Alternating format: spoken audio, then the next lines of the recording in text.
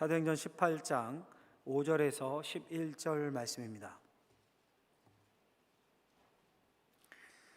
실라와 디모데가 마게도냐로부터 내려오매 바울이 하나님의 말씀에 붙잡혀 유대인들에게 예수는 그리스도라 밝히 증언하니 그들이 대적하여 비방하거늘 바울이 옷을 털면서 이르되 너희 피가 너희 머리로 돌아갈 것이요 내는 깨끗하니라 이후에는 이방인에게로 가리라 하고 거기서 옮겨 하나님을 경외하는 디도 유스도라 하는 사람의 집에 들어가니 그 집은 회당 옆이라.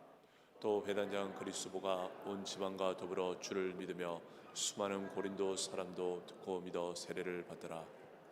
밤에 주께서 환상 가운데 바울에게 말씀하시되 두려워하지 말며 침묵하지 말고 말하라. 내가 너희와 함께 있음에 어떤 사람도 너를 대적하여 해롭게 할 자가 없을 것이니 이는 이 성중에 내 백성이 많음이라 하시더라. 같이 읽겠습니다. 1년 6개월을 머물며 그들 가운데서 하나님의 말씀을 가르치니라. 아멘. 기도하겠습니다. 하나님 아버지, 하나님의 자녀들이 주의 말씀 앞에 있습니다.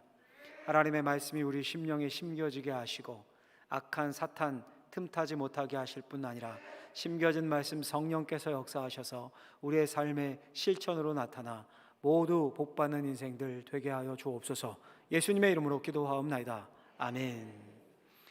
오늘은 하나님의 일을 할 때라는 제목으로 하나님 말씀을 전하고자 합니다. 사진 한 장 보는 걸로 설교를 시작하고자 하는데요. 뭐 하는 것 같습니까? 여러분, 저게 부침개입니다. 부침개. 유명한 맛집 같죠? 우리나라가 아니라 반세오라고요. 베트남식 부침개를 지금 저렇게 부치는 겁니다. 거의 묘기에 가깝죠. 한 사람이 앉아서 지금 동시에 12개를 부치고 있는 거예요. 12개를.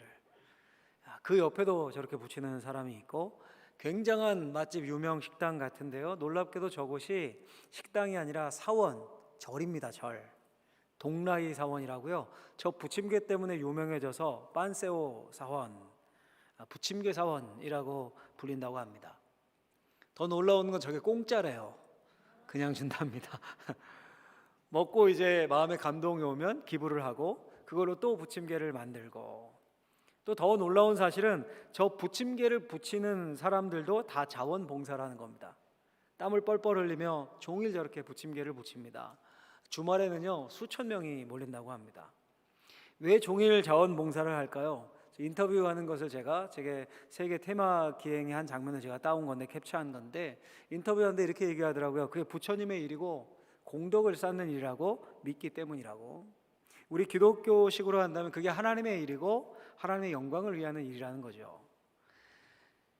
여러분, 솔직히 요즘 그 교회마다 코로나 지나고 하면서 이 식당 봉사가 많이 문제가 돼요. 식당 봉사 다 안 하려고 하지 않습니까? 이 3D 업종이에요. 교회 내에서 3D 봉사. 우리가 좀 반성을 해야 될 것 같아요. 저렇게 가짜를 위해서도 뭐 자원하면서 공덕 쌓는 거다 이러면서 기쁨으로 하는데, 우리는 진리를 알고 하나님의 일을 하는 사람들인데 억지로 한다면 이거 뭔가 잘못된 거겠죠. 하나님은요 사람을 통해서 일하십니다. 천사를 보내서 식당 봉사하게 하시고 교회 세우시고 뭐 다음 세대 세우고 복음 전하고 선교하고 그렇게 하지 않으십니다. 사람을 통해서 하나님의 일을 이루어 가십니다. 사도 바울이 이렇게 고백을 하고 말합니다. 사람이 마땅히 우리를 그리스도의 일꾼이요 하나님의 비밀을 맡은 자로 여길지어다. 사도 바울이요, 사람이 마땅히 나를 로마 시민권자로 여길지어다. 마땅히 나를 가말리엘 그 최고 학부 박사로 여길지어다. 사람이 마땅히 나를 바리새인 중에 바리새인 최고의 율법 교사로 여길지어다. 이렇게 말하지 않았습니다. 인간적으로 보면 출생, 직업, 학벌, 뭐 자부심 느끼고 자랑할 것 많았거든요, 바울. 근데 다 하찮게 여기고, 오직 자부심이 어디에 있습니까? 내가 그리스도의 일꾼 되었다. 사람이 마땅히 우리를 그리스도의 일꾼이요 하나님의 비밀을 맡은 자로 여길지어다. 그리스도의 일꾼으로 그 하나님의 일을 하는 것, 하나님을 위해 일하는 것이 가장 큰 기쁨이고 자부심이고 행복이었습니다. 여러분, 우리도 그렇습니다. 우리도 마찬가지입니다. 대통령에게 부름받아서 대통령실에 들어가서 일한다, 뭐 자랑할 거 아닙니까? 우리가 열심히 일하겠죠. 다 자랑하고. 근데 천지를 만드신 하나님이 우리를 선택하셨습니다. 예수를 믿게 하셨고 주님의 일에 헌신해서 영혼을 살리고 교회를 세우고 하나님의 영광에 동참할 수 있는 기회를 주셨습니다. 엄청난 특권이에요. 엄청난 기쁨이어야 합니다. 우리가 하나님의 일꾼 되었음을 기쁘게 여기면서 먹든지 마시든지 무엇을 하든지 하나님의 영광을 위해서 할 수 있는 저 우리 사랑하는 방언제일교회 성도님들 되시길 예수님의 이름으로 축원합니다. 축원합니다. 자, 여러분, 그런데요, 우리가 그리스도의 일꾼으로 하나님의 일을 할 때 필요한 것이 있습니다. 우리가 기억해야 될 사실이 있습니다. 그게 뭘까요? 제가 한 3가지 정도로 오늘 본문을 기초로 해서 정리를 해봤는데요, 같이 한번 읽어볼까요? 첫 번째, 같이 한번 해보겠습니다. 하나님의 일에 집중할 수 있는 환경을 구하라. 하나님의 일을 잘할 수 있게, 집중할 수 있게 환경을 구하라는 겁니다. 이 무슨 말일까요? 오늘 본문을 시작하는 첫 구절을 보면 이렇게 시작합니다. 5절이 실라와 디모데가 마게도냐로부터 내려오매 바울이 하나님의 말씀에 붙잡혀 유대인들에게 예수는 그리스도라 밝히 증언하니. 지금 실라와 디모데가 마게도냐에서 고린도에 온 겁니다. 18장 배경이 고린도입니다. 그 후로 바울이 하나님의 말씀에 막 붙잡혀서 유대인에게 예수가 그리스도이다, 이걸 힘있게 전했다는 거예요. 궁금해지죠? 이게 무슨 말입니까, 여러분? 그럼 그 이전에는 바울이 예수님을 안 전했습니까? 바로 앞절인 4절에 보면 이렇게 말씀해요. 안식일마다 바울이 회당에서 강론하고 유대인과 헬라인을 건면하니라. 그러니까 그 전에도 안식일마다, 우리식으로 하면 주일마다 예배당, 회당에서 강론하고 복음을 전했습니다. 근데 5절에 보니까 신라와 디모데가 오고 난 후로부터 하나님의 말씀에 붙잡혀서 주일에 열심을 내고 집중했다는 거예요. 집중했다. 무슨 일이 있었던 걸까요, 도대체? 지난주에도 잠시 제가 언급을 했는데요, 지도를 보면서 한번 지금까지를 복습해 보면요, 지도를 보여주시면 지금 저렇게 빨간색으로 이렇게 네모 박스를 쳐놓은 곳 보이시죠? 저희가 지금 그리스예요. 지금 우리로 하면 그리스 아시죠? 그리스라는 나라, 그 나라입니다. 지금 배경이 거기에요. 지금 사도행전 18장이 배경이. 사도행전 16장 빌립보라는 도시부터 지금 18장 고린도에게 이르기까지 배경이 저 그리스입니다. 지금 저 위를 우리가 경상도 이렇게 통칭해서 부르듯이 마게도냐 지방이라고 불렀어요. 거기에 빌립보, 데살로니가, 베레아 이런 도시들이 있었습니다. 빌립보, 데살로니가, 베레아 도시를 거쳐서 지금 어디까지 왔냐면 아덴까지 온 거예요. 배 타고. 저 파란색 경로 보이시죠? 아덴, 아테나로 온 겁니다. 빌립보에서 무슨 일이 있었습니까? 감옥에 갇히고, 데살로니카에서는요, 유대인들이 막 조폭을 동원해서 바울 핍박하고 난리를 하죠. 가까운 베레아로 도망을 갔는데 거기까지 쫓아와서 난리쳤어요. 그래서 바울이 혼자 급하게 항구로 가서 배 타고 저 길을 따라서 아덴, 아테네로 온 겁니다. 그래서 일행 선교팀과 분리가 됐어요. 찢어졌습니다. 아직 디모데와 실라는 저 마게도냐 지방인 베레아에 있었던 겁니다. 그리고 아덴을 거쳐서 고린도까지 와서 홀로 외롭게 복음을 전하고 있었어요, 바울이. 지금 18장 배경이 고린도라는 도시거든요. 근데 이제야 이제 저 위에 있던 마게도냐 지방에 있던 동역자들이 합류를 한 거예요. 실라와 디모데가. 한참 만에 만난 겁니다. 그래서 바울이 힘을 내고 하나님의 말씀에 붙잡혀 사역에 집중할 수 있었습니다. 하나님의 말씀에 붙잡혀라고 오늘 본문에 나오는데, 이 말은 하나님의 말씀 전하는 일에만 전념했다라는 그런 의미입니다. 그럼 여러분, 이걸 바꿔 말하면 5절 이전에는 바울이 말씀을 전하긴 했는데 하나님의 말씀에 전념하지 못했다, 그 일에 전념하지 못했다, 그런 뜻이 되겠죠. 왜냐하면 3절 보면 이런 말씀 나와요. 생업이 같으므로 함께 살며 일을 하니 그 생업은 천막을 만드는 것이라, 이렇게 되어 있습니다. 지난주에 우리 살펴본 내용입니다. 바울이 취직을 해서 텐트를 만들면서, 천막을 만들면서, 로마 그 군대의 야전 텐트 이런 걸 만들면서 복음을 전한 겁니다. 사장님은 브리스길라 아굴라 부부였습니다. 바울이 왜 취직을 했다고요? 이게 떨어졌어요, 돈이, 여비가. 고린도라는 낯선 곳까지 왔는데 여행 경비가 떨어진 겁니다. 아는 사람이 없습니다. 먹고 살아야 될 거 아닙니까? 근데 지금 마게도냐 지방에 흩어져 있었던 디모데와 선교팀 일원이었던 실라가 지금 마게도냐에서 내려와서 합류하면서 그냥 온 게 아니었어요. 그냥 온 게 아니라 그 마게도냐 교회들의 선교 헌금, 후원금을 가지고 온 거예요. 바울이 이렇게 고백합니다. 고린도후서 11장 9절 말씀에 보면, 또 내가 너희와 함께 있을 때에, 고린도 교회에 보낸 편지니까 너희 고린도 교회 성도들 얘기하는 거죠. 너희와 함께 있을 때 비용이 부족하였을 때, 여비가 떨어졌다는 거예요. 근데 아무에게도 누를 끼치지 아니하였음은, 새롭게 생긴 교회니까, 이방 도시였으니까 부담 안 주려고 누를 끼치지 않았으면, 그래서 일을 했던 거예요. 그런데 마게도냐에서 온 형제들은 나의 부족한 것을 보충하였음이라. 내가 모든 일에 너에게 폐를 끼치지 않기 위하여 스스로 조심하였고 또 조심하리라. 이 무슨 말이에요? 고린도에 있을 때 돈이 떨어졌어요. 근데 패 끼치지 않으려고 자비량으로 일하면서 막 세워진 교회고 복음에 대해 모르는 곳이었으니까 헌금 이런 거 강요 안 하고 자비량으로 일하면서 복음을 전한 겁니다. 그러니 복음 전파에만 이게 온전히 집중을 할 수 없었던 거예요. 일하면서 힘든데 그 쉽겠습니까? 그런데 마게도냐에서 온 지금 디모데와 실라, 그들이 마게도냐 지방 교회에 후원금을 가져온 겁니다. 헌금을. 그게 이런 의미예요. 마게도냐에서 온 형제들이 나의 부족한 것을 보충하였습니다. 이 말씀이 선교헌금 가지고 왔다는 거예요. 선교헌금 가지고. 그래서 이제 다른 일에 신경 쓰지 않고 하나님의 말씀을 전하는데 온전히 전념할 수 있었습니다. 여러분, 위대한 사도 바울도요, 삼시세끼 먹어야 살죠. 먹어야 살죠. 뭐 이슬만 먹고 삽니까? 주일하는데 맨날 금식하며 뭐 밥 굶고 안 먹고 할 수 있습니까? 먹어야 살죠. 오늘날로 한다면 월세, 공과금 뭐 이런 거 내야 살죠. 그러니까 그걸 위해 일하다 보니까 복음을 위한 삶을 살았지만 온전히 전념할 수 없었던 거예요. 낮에 일하고 밤에 복음 전하고 일주일 내내 일하고 주일에 복음 전하고, 이거 쉽습니까? 몸이 지치죠. 사람의 몸에 한계가 있는데요. 근데 동역자들이 오고 재정 문제가 해결되자 하나님의 말씀에 붙잡혀 하나님의 일에 전념할 수 있었습니다. 여러분, 우리가 보통 말할 때 이 상황이나 우리의 환경에 상관없이 주님의 일을 해야 된다, 그리고 하나님께 집중해야 한다, 이렇게 말을 하곤 합니다. 많이 들으셨죠? 이론상으로는 맞습니다. 맞는 말이에요. 근데 여러분, 실제는 어떻습니까? 실제는 그게 쉽지 않습니다. 복음은요, 자유의 복음입니다. 자유의 복음. 근데 복음을 들어도 자유를 느끼지 못합니다. 주님을 믿어도 주님의 일을 못합니다. 왜요? 가난하면 그렇게 됩니다. 가난하면.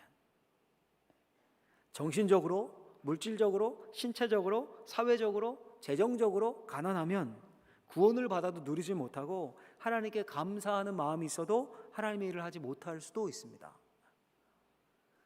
제가 어떤 아는 잘 아는 신학교 교수님이 이런 간증을 하더라고요. 강의를 하는 도중에 제가 들었는데, 25살 때 이제 일반 대학원을 다닐 때인데요, 아버님 사업이 망한 겁니다.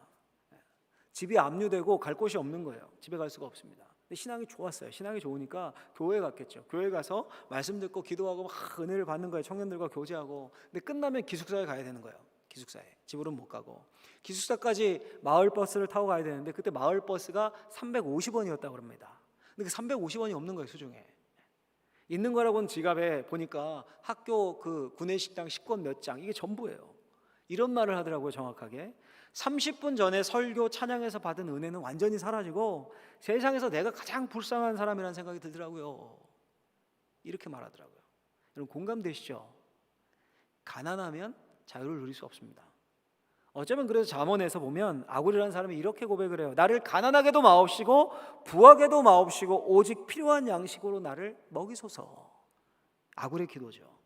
또 예수님도 이렇게 기도하라고 하셨죠. 일용할 양식을 주시옵소서. 그렇게 가르쳐 주신 것 같아요. 그래서 심지어 바울도, 이 대사도, 이 위대한 신앙인 바울도 동역자들이 오고 후원금 받았을 때, 선교헌금 받았을 때야 더 하나님의 일에만 전념할 수 있었습니다.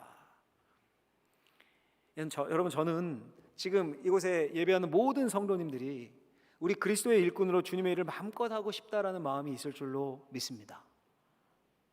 아니십니까?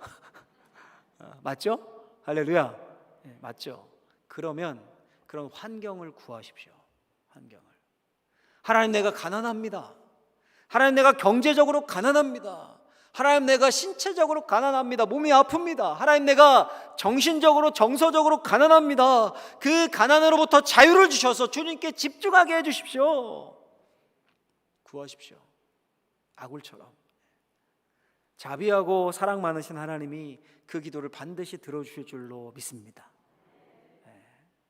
또 여러분, 가난하지 않으면요, 그래 좀 내가 여유가 있다, 정서적으로나 신체적으로나 건강에 있어서나 물질에 있어서나, 그러면 하나님께 집중하는 삶을 좀 사셨으면 좋겠습니다. 먹든지 마시든지 주님을 중심으로, 주님을 기쁘시게 하는 삶을 산다면 그 인생 가치 있고 의미 있는 인생이 됩니다. 그런 저와 여러분들 되시길 예수님의 이름으로 다시 한번 축원합니다. 축원합니다. 둘째로요, 하나님의 일을 할 때 기억해야 될 사실 같이 한번 또 읽어보겠습니다. 하나님의 일에 집중할 때도 상황이 나빠질 수 있고 지칠 수도 있다. 하나님의 일에 집중하는 대로 하는데도 상황이 나빠질 수도 있고 지칠 수도 있다는 겁니다. 이 무슨 말일까요, 여러분? 바울이 지금 선교 후원금을 받고요, 하나님의 말씀에 붙잡혔습니다. 복음 전하는 일이면 막 전념한 겁니다. 유대인들에게 예수가 그리스도입니다 선포했습니다. 전했습니다. 그렇게 여러분 하나님의 일에 집중했으면 큰 열매와 기적이 있어야죠. 그렇죠? 6절 말씀 내려가서 보면 같이 한번 읽어볼까요? 6절 말씀을 같이 읽겠습니다.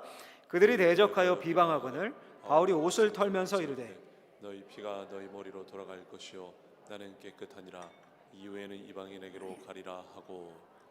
아멘. 결과가 어떻습니까? 그들이 대적하여 비방하거늘. 결과가 안 좋아요. 대들고 비방하고 막 죽이려고 듭니다. 바울이 어떻게 합니까? 바울도 이제 예전의 바울이 아닙니다. 이런 일이 막 반복되니까 이제 좀 강해졌습니다. 그냥 도망하지 않고요, 그 자리 피하고 도망하지 않고 막 옷을 이렇게 털면서 일어나서 떠납니다. 이 행동이 뭐냐면요, 하나님의 말씀에 불순종할 때 당신들 하나님이 심판할 겁니다, 제거할 겁니다, 이런 심판의 선언입니다. 이런 마치 우리가 한국 사람들은 이렇게 작은 손 딱 하트하면 뭐예요? 사랑해, 이런 표현이잖아요. 다 알잖아요, 우리가. 그것처럼 유대인들이 이렇게 막 도포 같은 긴 옷 입었지 않습니까? 옛날에 그걸 이렇게 털면서 막 먼지 털면서 일어나면 나한테는 이제 책임 없고 하나님이 이거 심판하실 거다, 그런 의미예요. 유대인들이면 다 아는 사인인 거예요. 그걸 그렇게 하고 바울이 어디로 갑니까? 이후에는 이방인에게로 가노라. 이방인에게 갑니다. 자신의 소명대로 이방인 선교에 집중하겠다는 겁니다. 사실 여러분, 바울은 이방인 사도로 부름을 받았죠. 자신의 소명을 분명히 알았습니다. 그래서 로마서에서 이렇게 고백해요. 내가 이방인의 사도인 만큼 내 직분을 영광스럽게 여기노니. 이방인의 사도였어요. 근데 늘 동족 유대인들에게 걸려서 그들을 향한 사랑과 긍휼 때문에 항상 회당부터 가고 유대인 신경을 썼습니다. 근데 빌립보에서 매맞죠. 감옥에 갇히죠. 데살로니가에서 유대인들이 조폭 동원하죠. 막 베레아까지 따라와서 막 소동을 부리죠. 여기서도 이 유대인 회당 사람들이 이러니까 이제 바울도 지친 것 같아요. 지친 것 같아요. 그래서 7절 8절 말씀 내려가서 보시면 같이 한번 또 읽겠습니다. 시작. 거기서 옮겨 하나님을 경외하는 디도 유스도라는 사람의 집에 들어가니 그 집은 회당 옆이라. 또 회당장 그리스도가 온 지방과 더불어 주를 믿으며 수많은 고린도 사람도 듣고 믿어 세례를 받더라. 아멘. 바울이 옷에 먼지를 털고 어디로 갑니까? 하나님을 경외하는 디도 유스도라는 사람의 집으로 거처를 옮깁니다. 디도 유스도는 로마식 이름입니다. 티투스, 유스투스, 이런 로마식 이름이에요. 우리가 여러분 다나카, 스즈키, 그러면 어느 나라 사람이에요? 일본 사람이죠. 다 알듯이 이 당시는 티투스, 유스투스 이러면 로마 사람, 다 아는 거예요. 유대인이 아니라 로마 사람인데 유대교를 회심한 그런 이방인이었겠죠. 이방인에게로 가노라, 가는 거예요. 그냥 이방인대로. 그런데도 여기서 아주 바울의 인간적인 면모를 우리가 잘 볼 수 있습니다. 지쳤거든요. 지금 한마디로 질렸어요, 그 유대인들에게. 그래서 말은 다 옷 털면서 너희들 심판이 있을 거야, 안 받아들이면. 그리고 내가 이방인에게 간다, 강하게 말해요. 그럼 여러분, 유대인들 보기도 싫으니까 유대인 없는 곳, 저기 어디 접근 안 하는 먼 고린도 현지인의 집, 이런 데로 가면 좋잖아요. 근데 어디로 가요? 디도 유스도의 집에 갑니다. 그 집이 어디 있냐면 이렇게 말씀하죠. 아까 말씀에 그 집은 회당 옆이라. 유대인의 회당 옆입니다. 그 여전히 동족 유대인을 포기할 수 없었던 겁니다. 이게 바울의 마음이에요. 바울의 마음, 애증의 마음이죠. 그 결과 회당장 그리스보라는 사람과 그 집안이 예수를 믿고 이방인 고린도 사람들도 예수를 믿고 세례를 받고 뭐가 세워집니까? 고린도 교회가 세워지는 거예요. 고린도 교회가. 자, 여러분, 그런데 이렇게 바울의 사역에 열매가 있었습니다. 그럼 바울이 엄청 편하게 막 한번 설교하니까 막 사람들 다 회심하고 나가서 예수 믿으세요 막 전도지 주니까 꼬꾸라지고 사람들 단번에 회개하고 돌아오고 막 그런 겁니까? 쉽게 사역하고 평안하게 능력 가운데 아무 어려움이 없었던 겁니까? 그게 아니죠. 아까 봤잖아요. 우리가 분명히 바울을 대적하며 비방하는 무리들이 있었어요. 비방하는 무리들. 회당의 유대인들. 근데 회당장 그리스보와 그 온 가족까지 예수를 믿었어요. 안 그래도 핍박하고 막 비방하고 그랬는데 회당장이 예수를 받아들인 겁니다. 고린도의 이방인들도 복음을 받아들인 사람이 생겨요. 당연히 바울을 대적했던 유대인들은 어떻게 됐겠습니까? 눈이 더 뒤집혔겠죠. 난리가 난 거예요. 더 바울을 대적하며 바울을 힘들게 했습니다. 그러니까 바울 입장에서는 예수 믿는 사람도 생기고 이방인도 돌아오고 그걸 보면은 새 힘이 생기는 거예요. 새 힘이 나는 거예요. 영혼이 돌아오니까. 근데 그와 정비례해서 유대인들은 더 그럴수록 악랄하게 바울을 괴롭힌 겁니다. 결국 어디까지 갑니까? 법정까지 가요. 법정까지. 12절에 보면 유대인이 일제히 일어나 바울을 대적하여 법정으로 데리고 가서 재판까지 넘겨집니다. 법정은 여러분 하다 안 되면 끝까지 간 다음에 하는 거 아닙니까? 여기까지 끌고 가니까 이 유대인들의 방해가 얼마나 심했는지 우리 짐작할 수가 있죠, 여러분. 자, 여러분 한번 생각해 보십시오. 바울이 하나님의 말씀에 붙잡혀 하나님의 일에 집중했습니다. 그래서 열매도 있고 예수 믿는 사람도 생겼어요. 근데 동시에 핍박도 심해졌습니다. 상황은 안 좋아졌습니다. 이 반복된 상황에 바울도 지쳤을 겁니다. 여러분 마태복음 14장에 보면 이런 이야기가 나옵니다. 갈릴리 바다에서 제자들이 바다 한가운데서 폭풍을 만나서 죽을 고비를 맞게 되는 그런 장면이 나옵니다. 여러분 육지에서도 우리 태풍이 이렇게 불어오면 얼마나 무섭습니까? 근데 바다예요. 바다 위. 물 위. 작은 배, 돛담배 안에서 폭풍 만나면 이거 어쩔 조리가 없죠. 세찬 바람이 막 불고 광풍이 불고 물이 배에 들이찹니다. 뒤집어지기 직전입니다. 근데 여러분 그 풍랑이는 바다를 왜 간 겁니까 도대체? 왜? 일기예보가 없어서 그냥 간 겁니까? 그 이유가 나와요. 마태복음 14장 22절에 보면 이렇게 나옵니다. 예수께서 즉시 제자들을 재촉하사 배를 타고 앞서 건너편으로 가게 하시고. 왜 간 겁니까? 예수님의 명령이에요. 예수님의 명령. 그것도 즉시 빨리 재촉하셨어요. 빨리 배 타라고 예수님이 내몰았습니다. 제자들은 얼떨결에 순종한 것밖에 없어요. 근데 죽을 고비를 만나요. 물론 여러분 예수님이 나중에 오셔서 풍랑을 잔잔케 해주셨지만 풍랑 안 만나는 게 더 최선 아닙니까? 병 주고 약 주는 것도 아니고 꼭 그 죽음의 공포를 맛봐야 합니까? 그 트라우마가 얼마나 큰데요. 아예 고요한 바다를 주시면 더 좋죠. 무슨 말씀입니까? 하나님의 말씀에 붙잡혀서 주님의 일에 집중하고 하나님의 영광을 위해 살려고 막 애를 써도 어려움이 올 수 있다는 거예요. 하나님의 말씀대로 순종하며 살아도 삶의 폭풍을 만날 수 있다는 겁니다. 이 사실을 우리가 잊으면 안 됩니다. 예수를 믿고요, 우리가 주일을 열심히 하면 경제적으로 어려움 없습니까? 맞아요. 주님이 물질 주실 겁니다. 예수를 믿고 주님께 충성하면 건강하고 행복한 가정 이루면서 잘 삽니까? 이것도 맞아요. 우리가 주님 일을 하면 주님이 내 일 해주십니다. 예수를 믿고 주의 말씀에 붙잡혀 살면 인정받고 성공하고 복받는 삶이 됩니까? 역시 맞습니까? 맞습니다. 주님이 복 주셔서 높여주시고 성공한 인생 되게 해주십니다. 다 맞아요. 주님이 이렇게 축복해 주셔요. 예수님을 잘 믿는 것과 내 삶이 나아지는 것, 행복해지는 것, 윤택해지는 것, 자녀들이 잘 되는 것, 그게 정비례일 수 있어요. 이렇게 여기는 모든 분들이 그렇게 되시기를 예수님의 이름으로 축복합니다.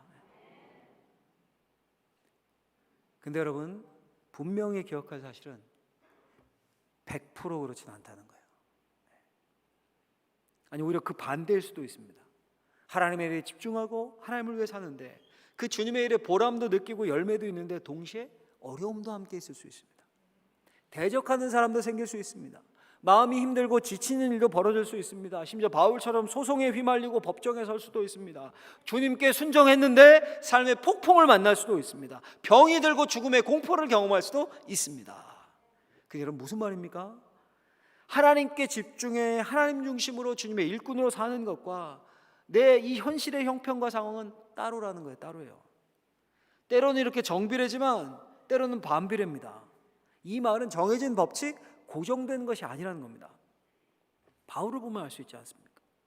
하나님의 말씀에 붙잡혀서요 사역에 진짜 전념했는데 복음의 열매도 있는데 배 끼치지 않게 일하면서까지 막 복음을 전했는데 상황은 점점 안 좋아지고 점점 마음은 지쳐갑니다. 대적자들이 날뛰어요. 우리도 기억해야 돼요. 분명히. 아이고 목사님, 아니 그럼 뭐하러 하나님 일 합니까? 뭐하러?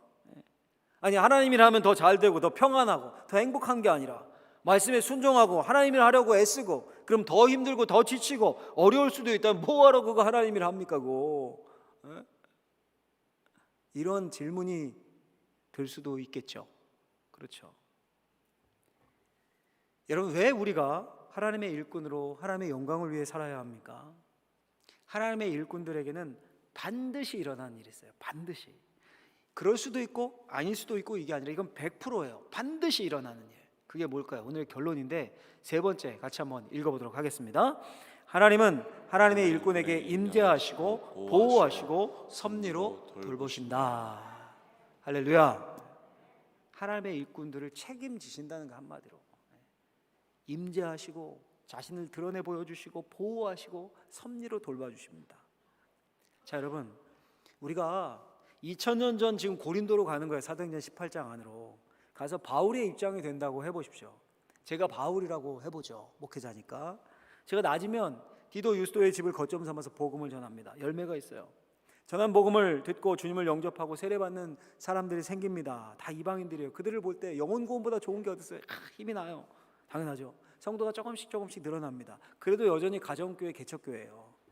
근데 그와 정비례로 유대인들은 더 악랄하게 괴롭히는 거예요. 더 악랄하게. 디도 유스도의 집 앞에 진을 치고 제가 나올 때를 기다려서 막 모욕하고 시비를 겁니다. 매일 수모를 당합니다. 고소까지 하겠다고 으름장을 놓습니다. 그리고 진짜 법정에 고소를 해버렸어요. 재판에 출두하라는 통지서를 받았습니다. 이런 버티는 것도 하루 이틀이지 한계가 온 것만 같습니다.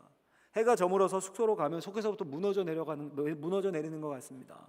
오늘도 악랄하게 괴롭히던 유대인들의 얼굴이 떠오릅니다. 갑자기 두려움이 몰려와요. 이런 날들이 반복됩니다. 스트레스가 이만저만이 아니겠죠. 이쯤 되면요, 고린도는 이제 더 이상 고린도에서 더 복음 전하지 않으리라 결심할 만하죠. 딴 데로 가면 되잖아요. 2000년 전 바울이 바로 이런 상태였습니다. 제가 꾸며낸 것이 아니라요, 바울이 고린도전서에서 이렇게 고백합니다. 고린도전서 2장 3절에 보면 내가 너희 가운데 거할 때, 그 고린도에 있을 때 약하고 두려워하고 심히 떨었노라. 지난주에도 봤죠.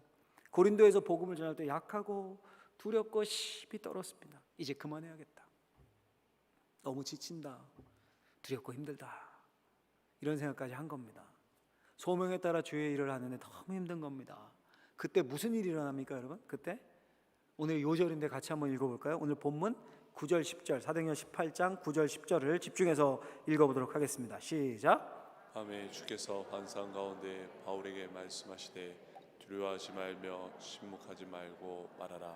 내가 너와 함께 있음에 어떤 사람도 너를 대적하여 해롭게 할 자가 없을 것이니 이는 이 성중에 내 백성이 많음이라 하시더라. 아멘. 제가 이렇게 앞에 번호를 매겨놨는데요. 첫 번째, 밤에 주께서 환상 가운데 바울에게 말씀하시되, 하나님 환상 가운데 말씀하십니다. 강력한 임재죠. 내가 너와 함께 있으리라. 역시 임재의 약속이죠. 그 임재가 이례적입니까? 계속 함께 있다는 거예요.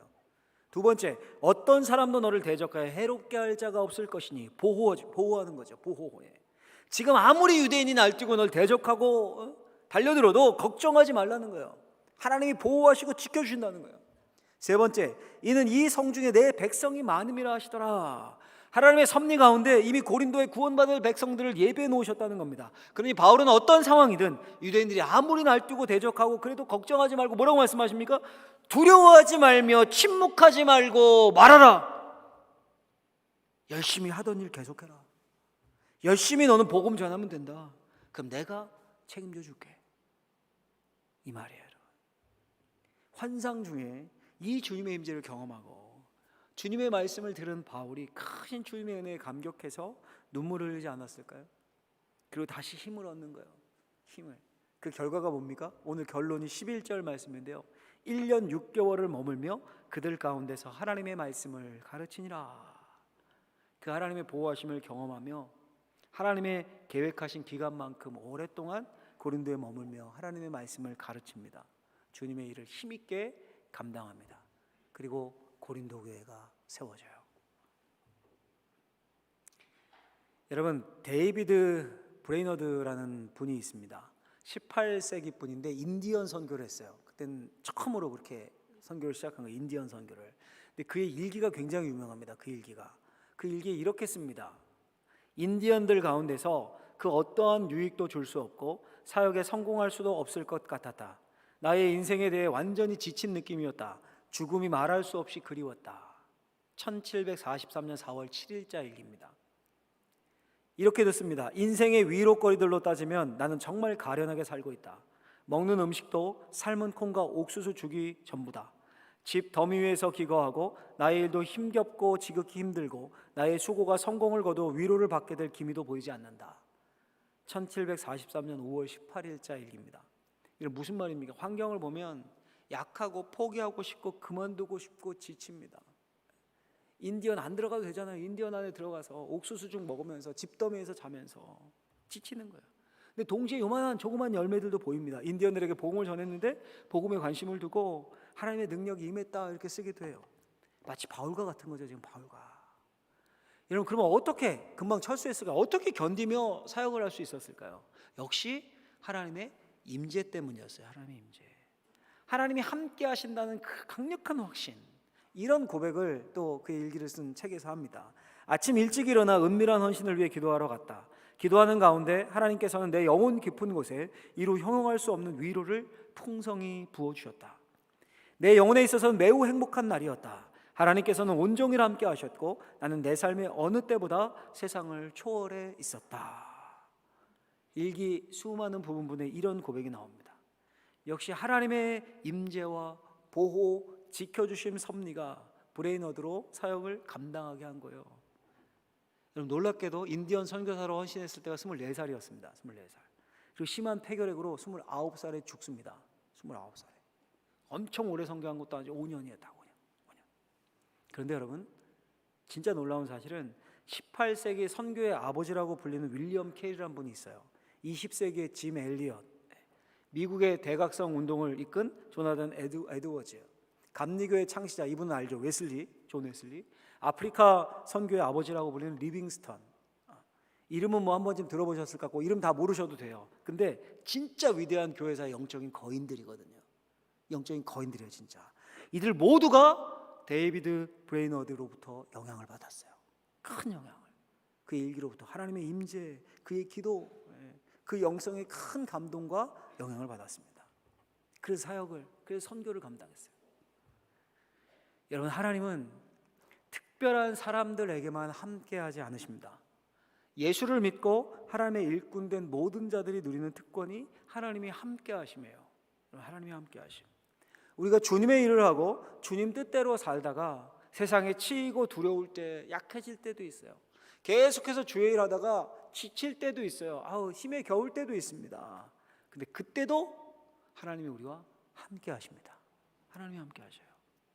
바울이 비방과 대적과 고소에 지쳤을 때도 하나님은 함께 해주셨어요. 한계점에 다다랐을 때 강력한 임재로 환상 중에 바울에게 확신을 주셨어요. 오늘날도 마찬가지예요. 하나님 우리와 함께 하십니다. 하나님이 우리를 보호하십니다. 하나님이 우리를 지키십니다. 이건 100%예요. 50%, 60%, 90%가 아니라 100%예요. 100%. 간절히 소망하건대 저와 여러분들이요, 하나님의 일꾼으로 하나님의 영광을 위해 살고, 가난하면 구하십시오. 하나님 앞에 간절히 구하고 주님의 영광을 위해 살고 싶습니다. 나를 경제적인 가난에서, 사회적인 가난에서, 육체적인 가난에서, 관계의 가난에서 자유를 누리게 해주십시오. 간절히 구하시오. 지치고 힘들 때 하나님의 임재와 보호 가운데 새 힘을 얻고 저 하늘의 상급을 쌓고 결국 주님 앞에서 그 상급을 다 누리며 잘했다, 충성된 종아, 그런 칭찬을 받을 수 있는 저와 우리 사랑하는 방언제일교회 성도님들 되시길 예수님의 이름으로 축원합니다.